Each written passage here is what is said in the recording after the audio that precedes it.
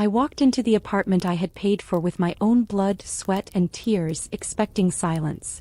Instead, I found luggage that wasn't mine and a family that refused to leave. My husband stood there and told me I was overreacting. He thought he had won. He thought he had taken my home. But he had no idea what I had in my pocket. The hospital's automatic doors slid shut behind Betty Vance, cutting off the sharp antiseptic smell of rubbing alcohol and sickness. But the scent seemed to cling to her hair, a constant reminder of the last 12 hours. It had been a shift from hell. Her feet throbbed inside her orthopedic sneakers, a dull rhythmic ache that shot up her calves with every step she took toward the parking lot. 3 difficult patients. 1 code blue that nearly went south. Her brain felt like it was packed with cotton, fuzzy and slow.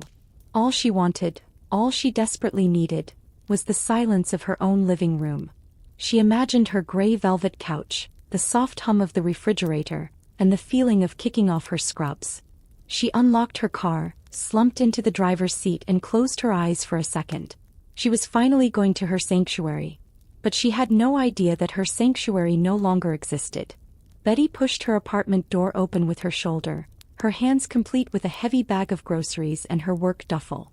She exhaled a long rattling breath, letting the tension drop from her shoulders. She kicked off her shoes, expecting them to land on the familiar mat. She looked up, ready to walk to the couch and collapse. But her feet stopped moving. Her brain couldn't process the visual data in front of her. It was her apartment, but it wasn't. It felt like walking into a dream where everything is slightly distorted. Betty froze in the doorway, her grip tightening on the grocery bag until her knuckles turned white. Something was fundamentally wrong, and it made the hair on the back of her neck stand up. It hit her in a wave of nausea. The armchair, the one she deliberately placed near the reading lamp for maximum light, was shoved against the far wall. The heavy oak coffee table, which she kept centered on the rug, had been dragged 3 feet closer to the window. The floor lamp was in the wrong corner. Even the carpet itself had been rotated 90 degrees, the pattern running the wrong way. It wasn't just messy. It was calculated. Someone had been here. Someone had put their hands on her things, lifted them, and decided they knew better. Her heart began to hammer against her ribs, not from fear but from a sudden hot spike of anger. She took a step forward and saw it. A piece of paper is sitting on the displaced table. Betty dropped her bags on the floor. She didn't care if the eggs broke. She walked over to the table and snatched up the paper. The handwriting was large, looping, and unrefined. It took up the whole page. I made a little change to the furniture. It's cozier this way. You don't have to thank me. Eleanor. Betty read it twice. The words, "You don't have to thank me," burned into her retinas. It wasn't a question. It wasn't a suggestion. It was a declaration of dominance. Betty slowly crumpled the note in her fist. The paper crackled loudly in the silent room. Her jaw tightened so hard her teeth creaked. This wasn't about furniture. This was about ownership. She looked around the room, her vision blurring with rage. She had bought this apartment in Atlanta 5 years ago. She didn't get help from her parents. She didn't win the lottery. She had saved since she was 18 years old. While her friends were going to parties, buying fast fashion, and traveling on spring break, Betty was picking up extra shifts. She worked double shifts until her eyes burned. She ate instant noodles. She denied herself everything. Every single cent went into a savings account that she guarded like a dragon guarding gold. When the realtor finally placed the cold metal keys in her palm, she cried. It was the best day of her life because it meant safety. It meant control. And now, a woman who hadn't paid a dime for these walls was rearranging them like a dollhouse. Betty threw the crumpled note into the trash can with force. She peeled off her jacket, tossing it onto the moved armchair. She marched down the hallway to the bedroom. The door was ajar. Inside, Darnell was asleep. He was sprawled out on his stomach, mouth slightly open, wearing boxers and a faded t-shirt. He looked peaceful, innocent. He worked a mid-level sales job, finished at 6 p.m., and spent his nights playing strategy games on his computer until midnight. He didn't have to worry about night shifts. He didn't have to worry about life and death. And apparently he didn't have to worry about protecting his wife's boundaries. Betty stood over him, watching him sleep, feeling a strange disconnect. 3 years ago, marrying Darnell felt right. He was quiet. He was easygoing. He didn't make much money, but Betty didn't care. She was the breadwinner and she was proud of it. She didn't need a provider. She needed a partner. Someone to share coffee with. Someone to watch movies with. For the first 6 months it was perfect. It was the life she wanted. Then Eleanor Hayes entered the picture. It started small. A visit once a month for tea. A jar of jelly. A package of cookies. But Betty always felt Eleanor's eyes scanning the room. She wasn't looking at her son, she was appraising the assets. She was calculating the square footage. And Darnell was too busy playing the good son to notice his wife was being measured. Betty lay down next to Darnell without undressing. She stared at the ceiling fan spinning slowly above her. Sleep was impossible. Her exhaustion was gone, replaced by adrenaline. Thoughts raced through her mind like a high-speed train. How did she get in? Darnell must have let her in. But Darnell was at work when Betty left. That meant Eleanor had a key. The thought made Betty sit bolt upright. Darnell stirred. He groaned, stretched, and blinked his eyes open. He saw Betty sitting there, stiff as a board. He smiled sleepily and reached out to touch her shoulder. "How was the shift?" he mumbled. Betty didn't look at him. "Fine," she said, her voice like ice. "Darnell," Betty said, turning her head slowly to face him. "Where did your mother get the keys to the apartment?" Darnell blinked, his brain still booting up from sleep. "What keys?" he asked, genuinely confused. "The keys to this apartment, Darnell. He was here while I was gone." She moved all the furniture in the living room. Darnell rubbed his face and scratched the back of his neck. The sleepiness vanished, replaced by a sheepish, guilty look that Betty knew too well. He looked like a child caught with his hand in the cookie jar. "Oh," he said, avoiding her eyes. "Well, I gave her a spare. Just in case." Betty felt the blood rushing in her ears. "Just in case of what?" she demanded. Darnell shrugged, still not looking at her. "Well, in case something happens and we're not home. Or if you lose your keys." Betty stared at him. The logic was so flimsy it was insulting. "I have never lost my keys, Darnell. And if we aren't home, why does she need to be inside?" Darnell finally looked at her, his expression shifting from guilt to defensiveness. "She just worries about us, Betty. She wants to help." "Helping is bringing groceries," Betty snapped. "Helping is cleaning when asked. Helping is not moving the owner's furniture without permission. The word hangs in the air. Owner." Darnell flinched as if she had slapped him. "Owners," he corrected her, his voice rising. "I live here too, you know." Betty stood up from the bed. "Yes, you live here. But the apartment is mine. I bought it. I pay the mortgage. I pay the utilities." Darnell scrambled out of bed, pulling on his jeans aggressively. "You always bring that up," he muttered. "I only bring it up when your mother crosses a boundary," Betty shot back. Darnell paced around the small bedroom, running his hands through his hair. "She just wanted to do something nice," he shouted.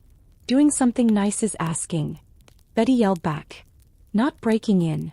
Darnell stopped pacing. He let out a long, dramatic sigh. "Fine. I'll tell her not to do it again. And I'll take back the keys." Betty narrowed her eyes. She wanted to believe him. She wanted to go back to the quiet life they had before. "The keys, Darnell." "Immediately." He nodded. "Hey, I'll take them." But as Betty watched him walk out of the room, she felt a sinking sensation in her gut. He was lying. 2 weeks passed. Betty deliberately didn't ask about the keys. He wanted to see if he would do it on his own.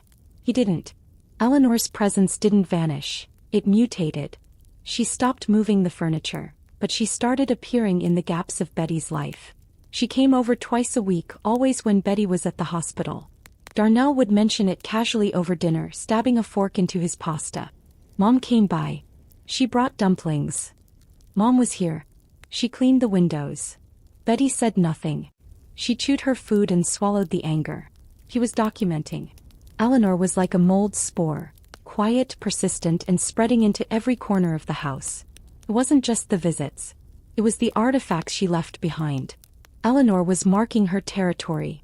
Betty would come home to find a strange bottle of herbal shampoo in her shower, shampoo she hated. New, floral pot holders appeared in the kitchen, replacing the silicone ones Betty preferred. And then the final insult. In the entryway, tucked neatly under the shoe rack, sat a pair of size 10 slippers. Pink, fuzzy, and clearly not Darnell's. They were waiting. They were a signal that someone else considered this place home. Betty stared at the slippers, feeling a cold dread wash over her. This wasn't just an annoyance anymore. This was a siege. It was a Wednesday morning when the reality of the situation finally clicked into place. Betty had just finished a night shift that left her trembling. A 47-year-old man had died of a massive heart attack. They had worked on him for 40 minutes, cracking ribs with CPR, pushing meds, shocking him. Nothing worked. Betty was emotionally hollowed out. She sat in the staff lounge, staring into a cup of vending machine coffee, trying to stop her hands from shaking. Heather, a veteran nurse with 35 years of experience, sat down next to her. Heather was the kind of woman who didn't do small talk. She poured tea from a thermos and looked Betty dead in the eye. "I hear your mother-in-law is pretty active," Heather said. Betty stiffened. She hadn't told anyone at work about the issues at home. "How do you know that?" she asked, her voice tight. Heather took a sip of tea. "One of our aides lives in your complex. She said she saw your mother-in-law in the lobby. She had the keys to your apartment, Betty. And she was bragging to a neighbor." Betty felt a chill that had nothing to do with the hospital air. "Bragging about what?" Betty asked. Heather leaned in closer, dropping her voice. "She was saying her son and daughter-in-law have a nice place. And she mentioned her daughter, Cherise. She said Cherise is looking for a place because rents are going up." Betty felt the blood drain from her face. "Cherise. Darnell's sister. What are you getting at, Heather?" Betty whispered. Heather looked at her with a gaze that had seen every kind of human tragedy. "Keep your apartment documents far away from prying eyes, honey. People get inventive when they need housing. Especially family." Betty thanked her and drove home in a daze. The puzzle pieces were slamming together. The furniture.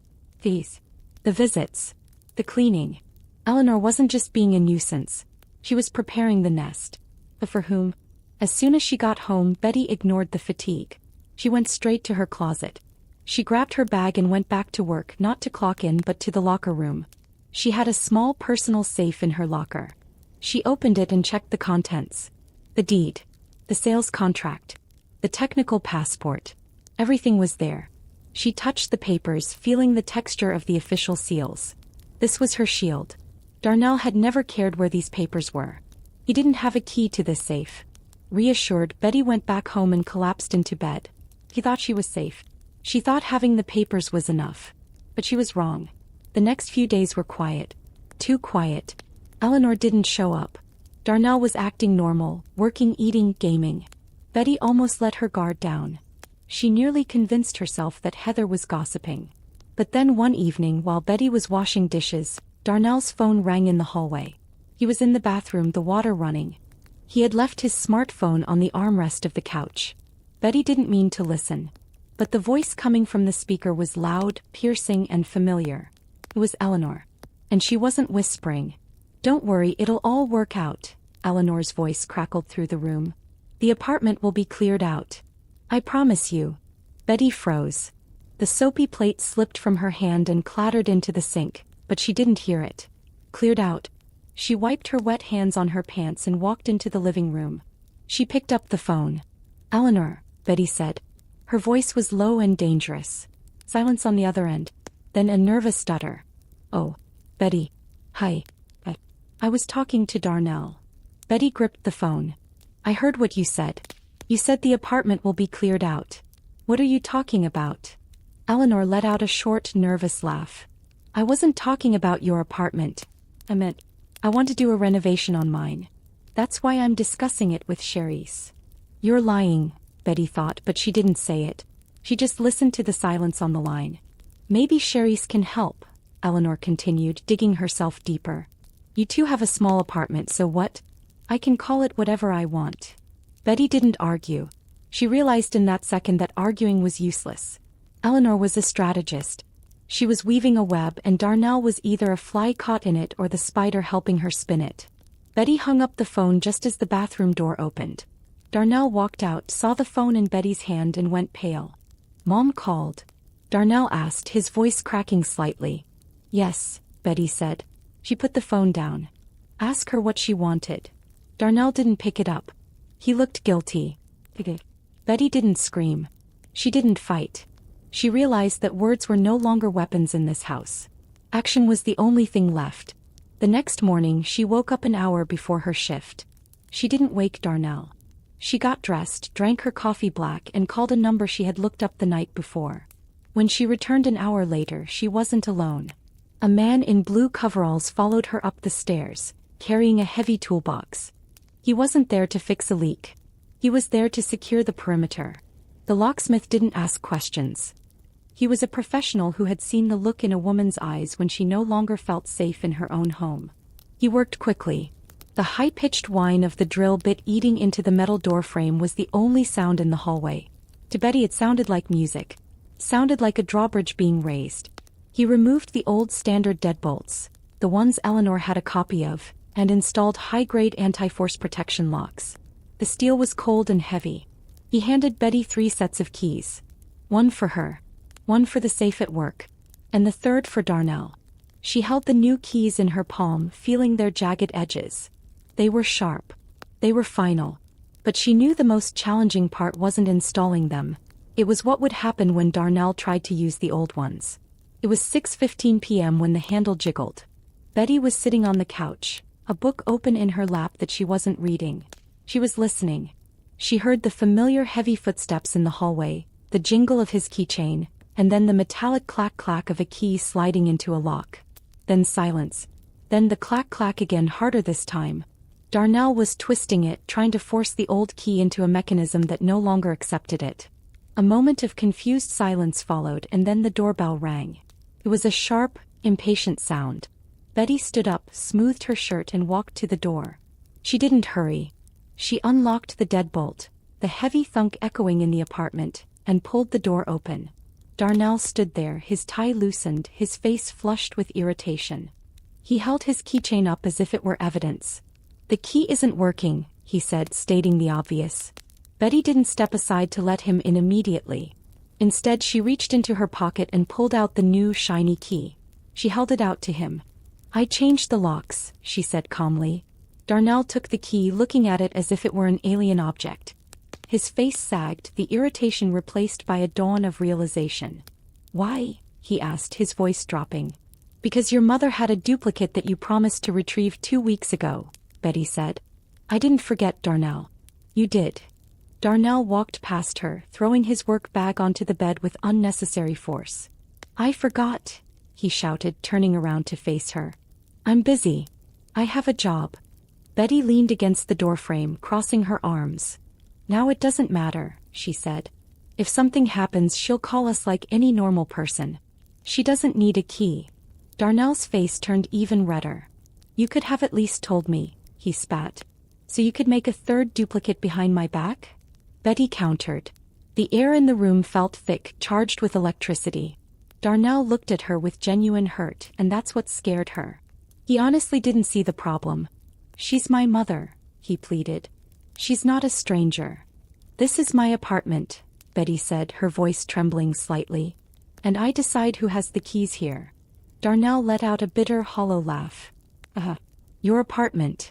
And I live here temporarily, right?" He was baiting her, trying to turn himself into the victim.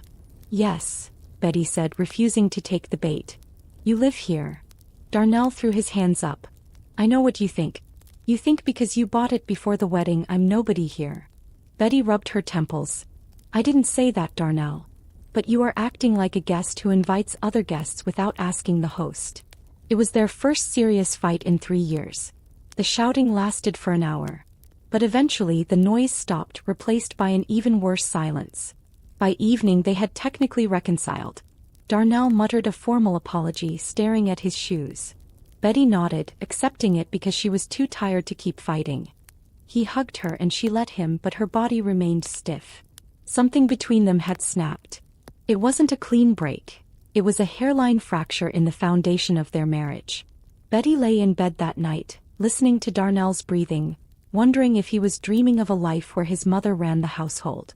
She thought the lock change would end it. She thought she had secured the perimeter. But she had forgotten that the most dangerous attacks don't come through the front door. They come through the mail.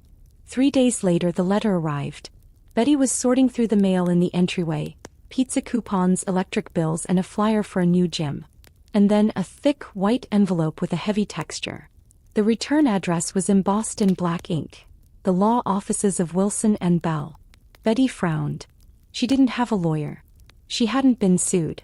She tore the envelope open right there in the hallway, her coat still on. She pulled out a single sheet of paper. As her eyes scanned the legal jargon, her breath caught in her throat. Words jumped out at her: confirmation, power of attorney, gratuitous transfer, and donation.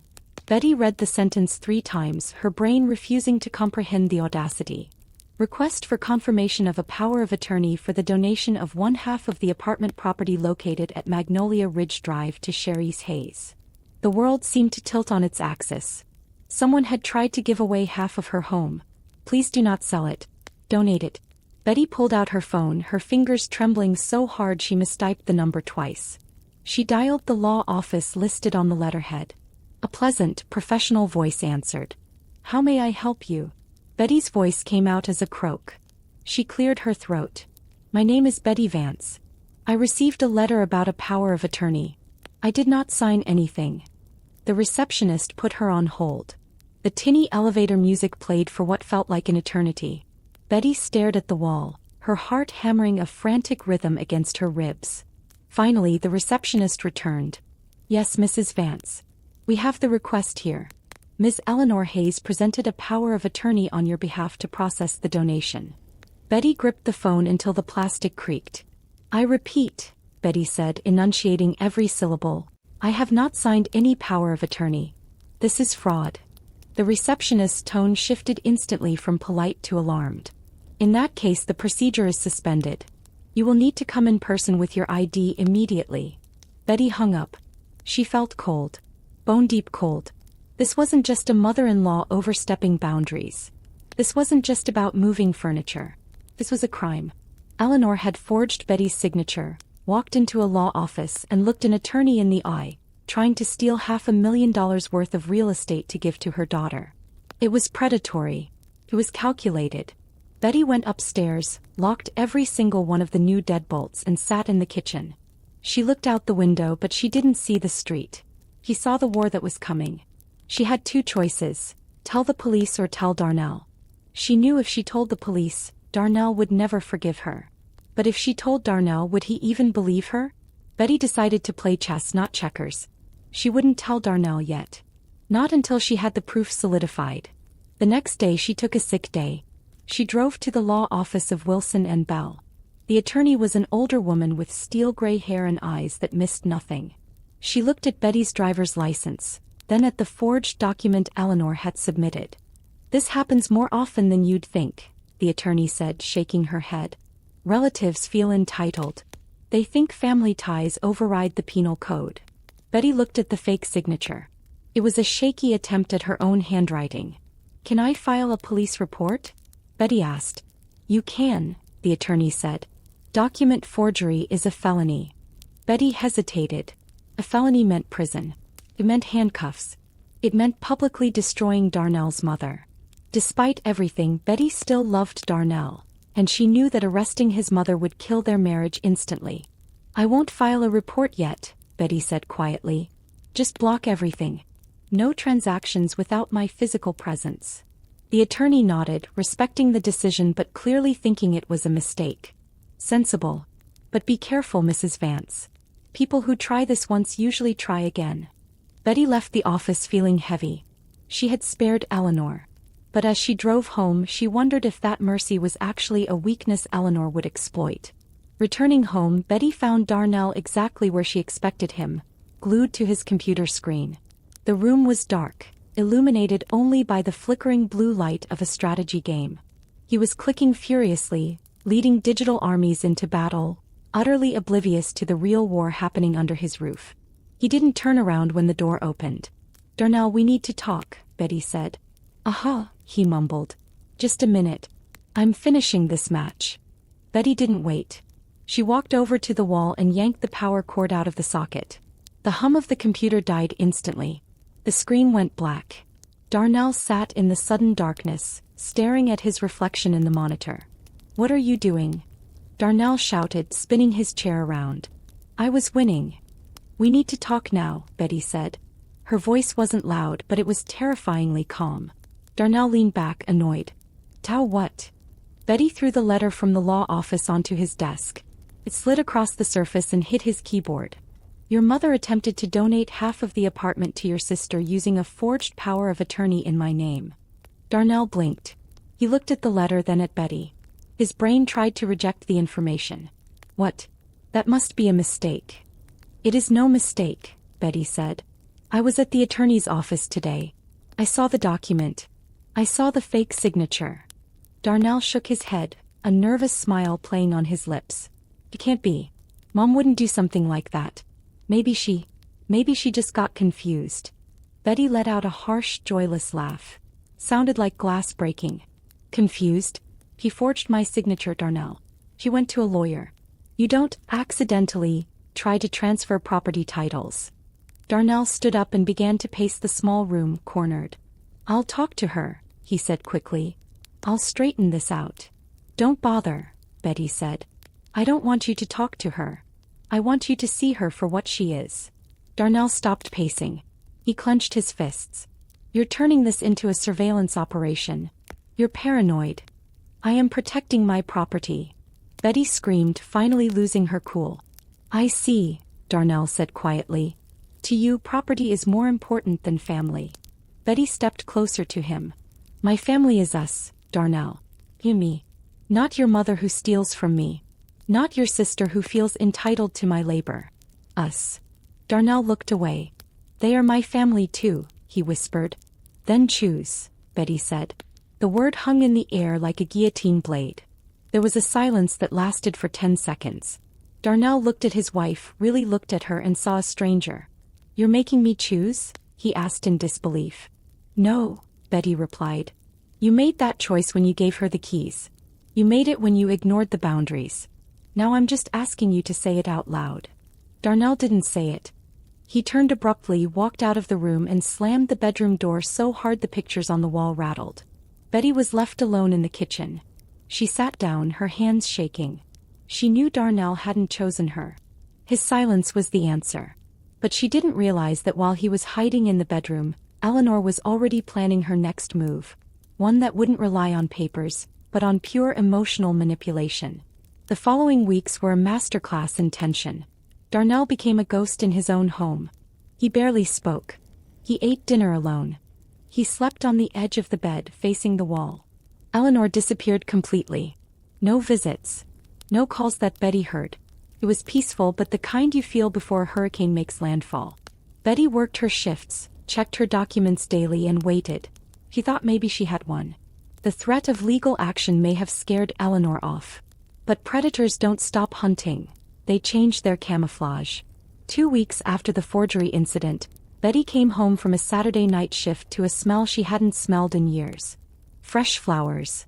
A massive bouquet of yellow chrysanthemums sat on the kitchen table.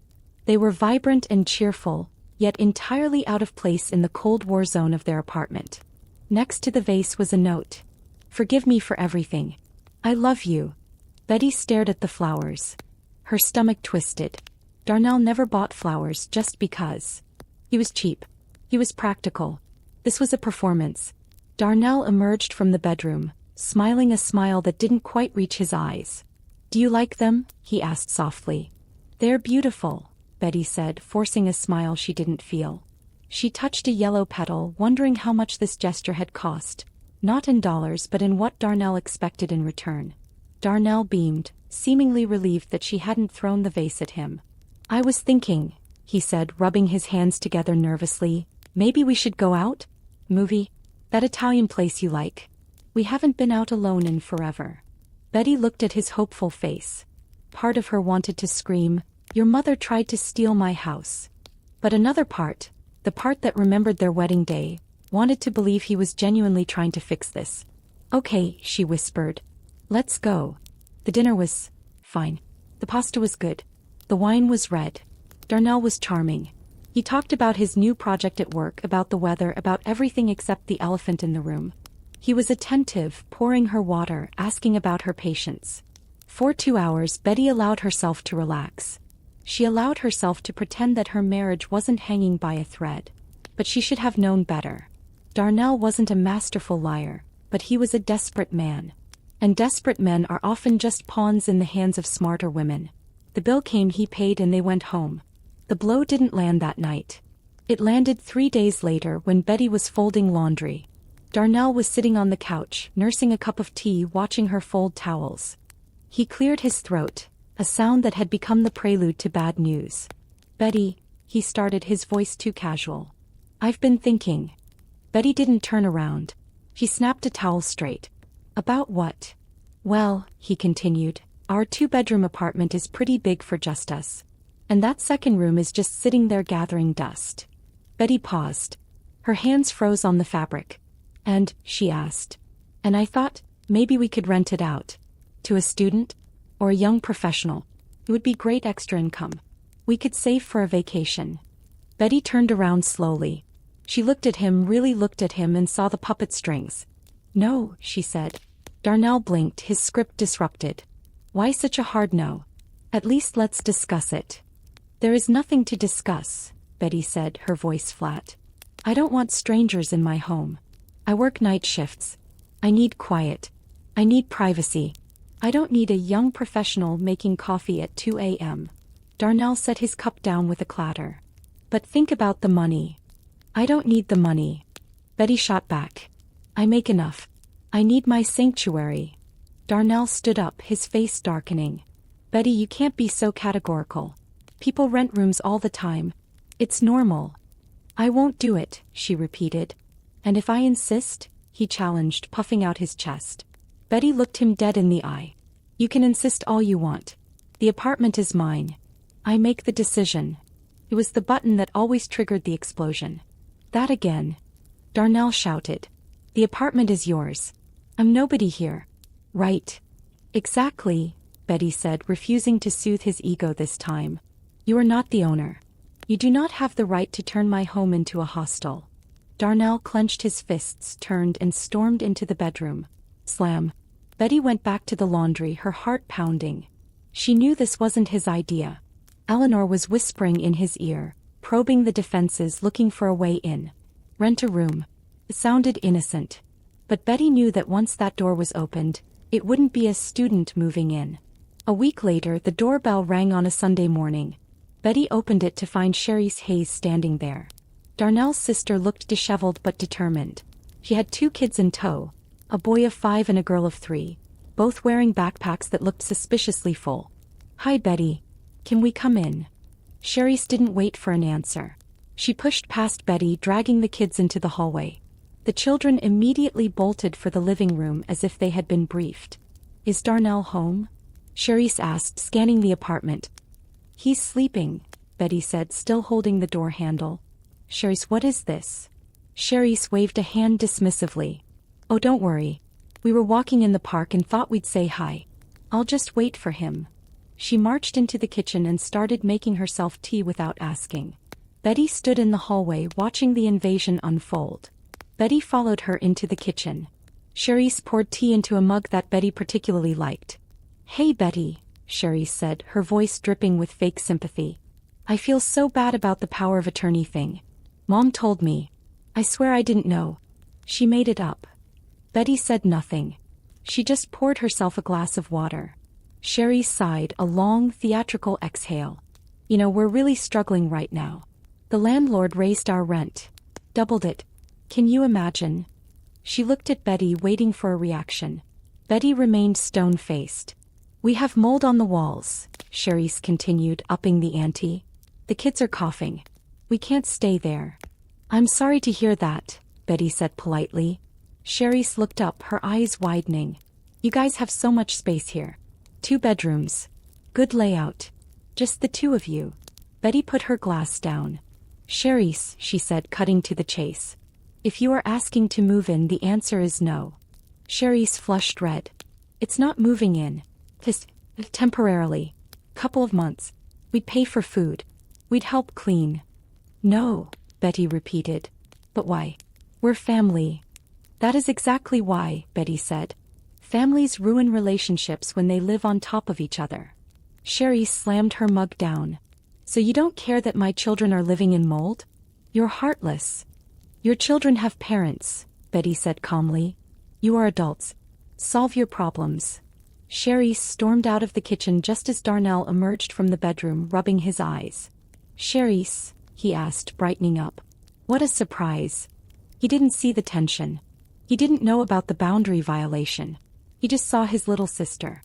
They went into the living room and talked in hushed tones for 20 minutes. When Sherry's finally left, she gathered her kids and slammed the front door so hard the walls shook. Darnell turned to Betty, looking betrayed. Was it so hard to agree? He asked softly. Just let them stay for a couple of months. They're family. Your family is not my responsibility, Betty said. Darnell, do you not see what's happening? First you want to rent a room to a stranger, and suddenly Sherry shows up needing a room? It's a setup. Darnell shook his head. I don't recognize you. You've become hard. I've become protective, Betty corrected him. There is a difference. Darnell walked away again, retreating to his room. Betty stood in the silence, feeling the walls closing in. They were coordinating their attacks now. A few days later, the general herself arrived. Eleanor Hayes didn't use a key this time.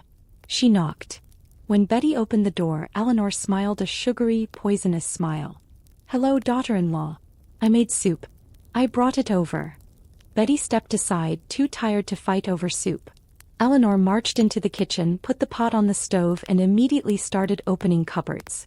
It's clean in here, she muttered, sounding disappointed. She opened the fridge. Not much food. Let me go shopping. Don't bother, Betty said. Eleanor turned, the smile vanishing instantly.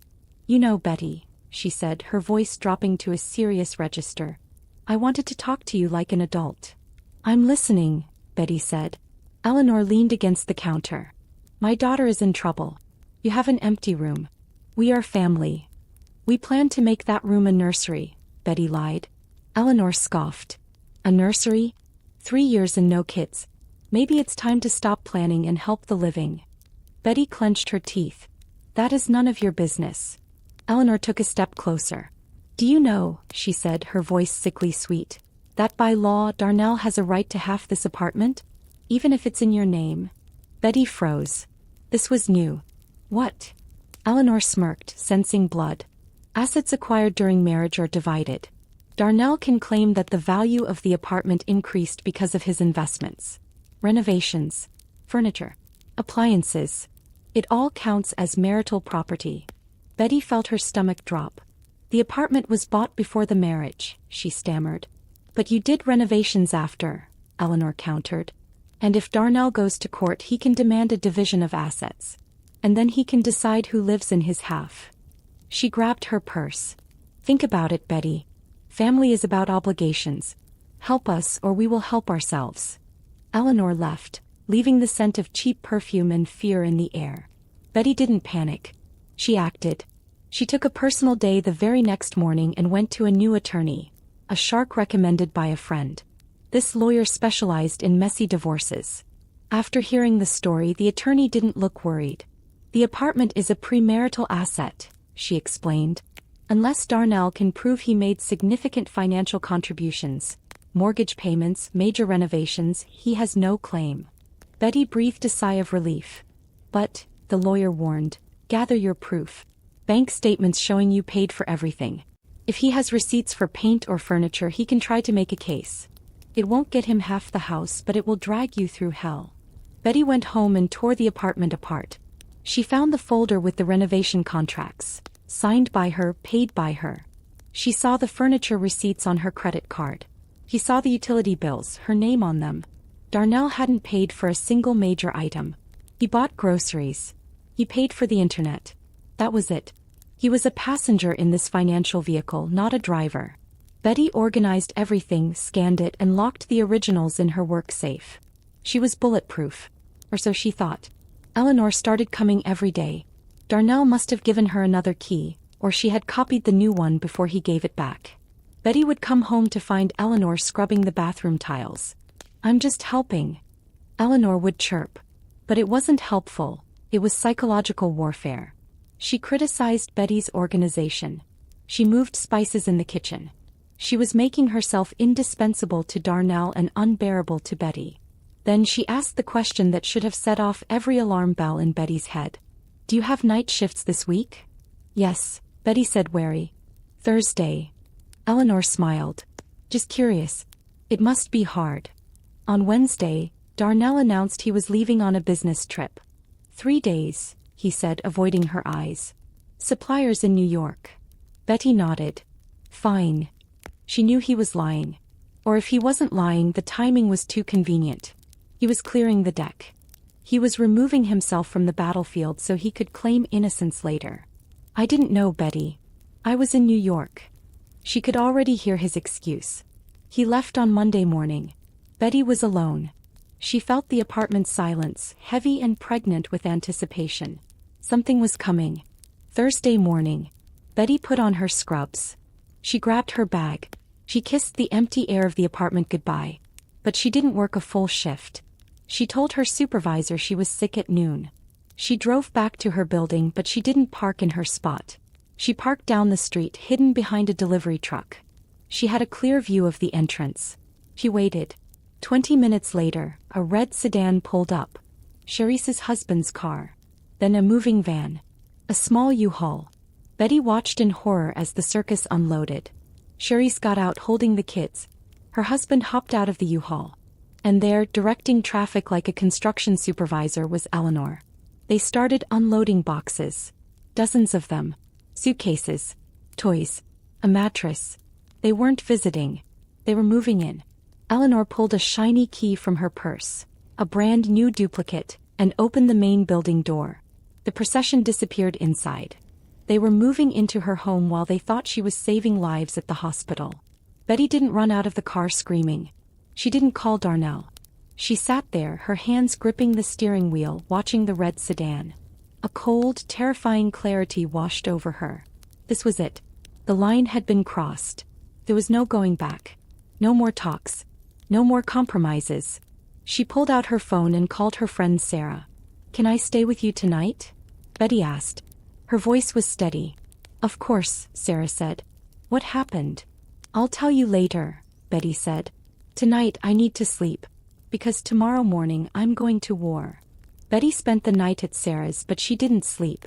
She charged her phone to 100%. She cleared the memory card to ensure maximum video storage. She saved the non-emergency police line as a favorite contact. She rehearsed what she would say. She knew the law. She knew her rights. She knew that if she lost her temper, she lost the game. She had to be a surgeon, cold, precise, cutting out the cancer without killing the patient. At 6 a.m. she drank a black coffee. She put on her scrubs, her armor. She drove back to the apartment. She stopped at a convenience store and bought a bag of groceries, bread, milk, and eggs. It was a prop. It was the symbol of a woman just coming home from work. She parked in front of the building. She walked up the stairs, her heart beating a slow, heavy rhythm. 5th floor. She turned the corner and stopped. The hallway was cluttered. Boxes. Bags. But they weren't the boxes she saw yesterday. These were her boxes. Her clothes. Her books. Her photos. They were stacked in the hallway like trash. They had evicted her from her own home. Betty set the grocery bag down gently. She pulled out her phone. She pressed record. The little red dot started blinking. She walked to the door, inserted her key, and turned it. The door swung open. The smell hit her first, fried onions and cheap perfume. The apartment was warm. In the kitchen, Eleanor was humming, stirring a pot. She looked like the queen of the castle. In the living room, Cherise and her husband were unpacking. The kids were playing on the rug. Betty's rug. Eleanor turned, saw Betty, and smiled. "It's so good you're here," she said, as if Betty were a guest. "Your things are by the entrance. Take them, dear. Our daughter needs the apartment more." Betty didn't scream. She raised the phone. "Today is September 6th, she narrated, her voice shaking with suppressed rage. "I am recording a crime." The red dot on the screen blinked steadily, a digital heartbeat counting down the destruction of a family. Betty didn't look at Eleanor, she looked at the screen. "I, Betty Vance, am the sole owner of this apartment at Magnolia Ridge Drive, apartment 53. There are unauthorized persons in the premises who refuse to leave." Eleanor's smile faltered, then vanished. The ladle in her hand lowered slowly. "What are you doing?" she asked, her voice dropping an octave. "Recording a crime," Betty replied, stepping fully into the kitchen. "What crime?" Eleanor scoffed, trying to regain her composure. This is my son's apartment. He invited us. No, Betty said, panning the camera to capture Eleanor's face. This is my apartment. And I am asking you to leave. Betty turned on her heel and marched down the hallway.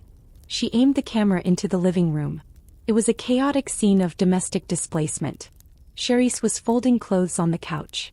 Her husband was assembling a plastic toy. The kids looked up, confused.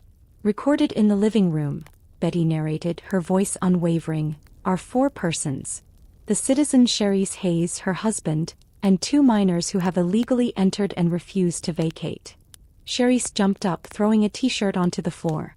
What the hell are you doing? She shrieked. Put that away. You're scaring the kids. You scared them when you dragged them into a stranger's home, Betty countered. Betty kept moving. She pushed open the bedroom door. And there he was. Darnell. He wasn't in New York. He wasn't at a business meeting. He was lying on the bed, their bed, scrolling on his phone in sweatpants.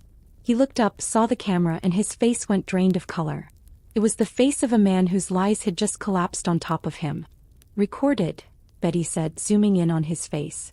In the bedroom is the citizen Darnell Vance, my husband, who is not the owner of this property. Darnell scrambled up. Betty, put the phone down. Let's talk calmly. We are past talking, Betty said. We are now in the evidence-gathering phase. She turned to leave the room, but Eleanor was blocking the doorway.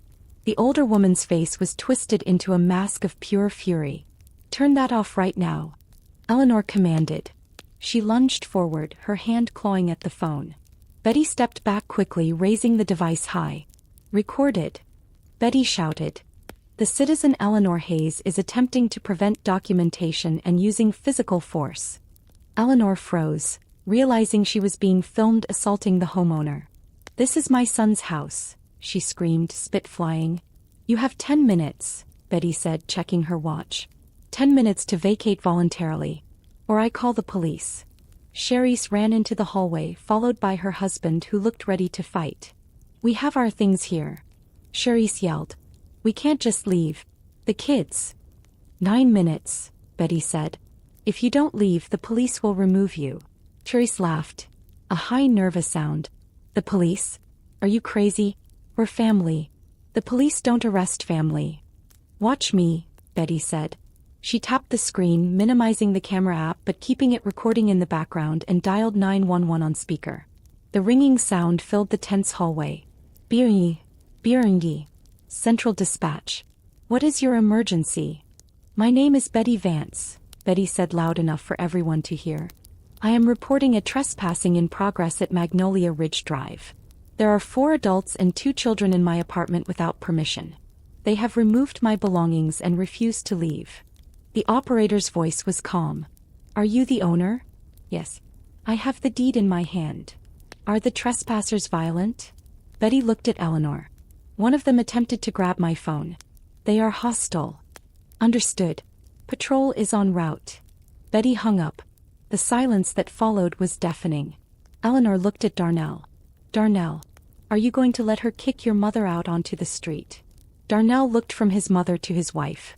He was trapped between 2 forces of nature and he was crumbling. Betty, he pleaded, why are you doing this? It's embarrassing. The neighbors will see. You should have thought about the neighbors when you threw my clothes in the hallway, Betty said. You chose this, Darnell. You chose them. Eleanor stepped closer to Betty, her eyes burning with malice. You are heartless, she hissed. Kicking out babies. I am protecting my property, Betty repeated like a mantra. Eleanor raised her hand as if to slap her. Betty didn't flinch. Do it, she dared her. Do it on camera. See what happens. Eleanor lowered her hand, defeated. Eleanor retreated to the kitchen, throwing her apron onto the table. We'll see how tough you are when Darnell sues for half the apartment, she yelled from the other room. Half of this belongs to him. He didn't pay a cent, Betty shouted back. I have the receipts. I have the bank statements. Any attempt will be useless. We'll see. Eleanor grabbed her purse. In the living room, Charisse was crying now, frantic. Mom, what do we do? She sobbed. We leave, Eleanor spat. Let this viper live here alone. They started grabbing bags, shoving clothes back into suitcases haphazardly. It was a rout. A heavy knock on the door interrupted the chaotic packing. Betty opened it to reveal two officers. One was older and tired-looking. The other was young and alert. "Good morning. We got a call about trespassing." Betty held out her folder. "I am the owner. Here is the deed. Here is the sales contract. These people broke in." The older officer took the papers, scanned them, and nodded. He looked past Betty at the crowd in the hallway. "Folks," he said, his voice booming. "Who is the owner here?" Eleanor stepped forward, chin high. "My son lives here. He is the husband." The officer looked at Darnell. "Sir, is your name on the deed?" Darnell looked at his feet. "No." "Are you a co-owner?" "No." "Then you do not have the authority to invite guests against the owner's will," the officer said. Eleanor gasped. "But they are married." "Doesn't matter," the officer said. "Property is premarital. The wife says go, you go." He turned to the group. "I suggest you gather your things and leave now. If we have to write a report, it goes on your record." The threat of a record snapped them into action. Cherise grabbed her kids. Her husband caught the boxes. They filed out, shooting Betty looks of pure hatred. Eleanor followed them, pausing at the door to whisper, "You will die alone." Betty just stared at her. The apartment was almost empty. Only Darnell remained. He stood in the hallway looking lost. The officer looked at him. "Sir? Are you staying or going?" Darnell looked at Betty. "Betty, I thought we could work this out." "There is nothing to work out," Betty said. "You lied. You plotted with them. You watched them throw my life into the hallway. Go." Darnell stood there for a long moment. Then he turned, walked into the bedroom, stuffed a bag with clothes, and walked out. He didn't look back. The door clicked shut. The officers left after Betty filed a formal complaint. She locked the door, all three locks. She slid the chain into place. Silence. Absolute ringing silence. He walked into the kitchen. The pot of soup was still there. He picked it up and dumped it into the trash. She walked to the bathroom, turned on the shower as hot as it would go, and stepped in fully clothed. She peeled the wet scrubs off her body, crying for the first time. The hot water mixed with her tears. She scrubbed her skin until it was red, trying to wash away the feeling of violation. She slept for 12 hours. When she woke up, her phone was filled with hundreds of messages. Angry texts from Darnell. Threats from Eleanor. Social media posts from Cherise call her a monster. Betty didn't reply. He blocked them all. Block, block, block. She called her attorney. "It's done," she said. "File for divorce." The attorney laughed. "Good girl. Change the locks again just to be sure." Betty did. The divorce was fast. Darnell didn't fight it. He knew he had no money for a lawyer and no case. He moved in with his mother. 2 months later, Betty sat in her living room. It was Friday evening. Rain tapped against the window. The apartment was quiet. Her furniture was precisely where she wanted it. The rug was straight. The air smelled like her lavender candles, not fried onions. She sipped her tea and looked out at the city lights. She was alone. Some of her friends had taken Darnell's side, calling her cruel. He cut them off too. She had paid a high price for this silence. Her marriage, her social circle, her reputation in some circles. But as she sat there, feeling the weight of the blanket on her legs, she realized something. She wasn't lonely. She was free. She had lost a husband who didn't respect her. She had lost a family that saw her as a resource, not a person. What she kept was her dignity. What she kept was her sanctuary. Betty closed her eyes, listening to the rain. Sometimes you have to burn the bridge to stop the enemy from crossing. And sometimes the best company you can have is your own peace of mind. So what do you think? Did Betty go too far, or did she do exactly what she had to do? If you were in her shoes, would you have called the police on your own husband? Let me know in the comments below. I read every single one. If you enjoyed this story of justice served cold, hit that like button and subscribe for more deep dives into real-life drama. And if you want to support the channel, check out the super thanks button. Until next time, protect your peace.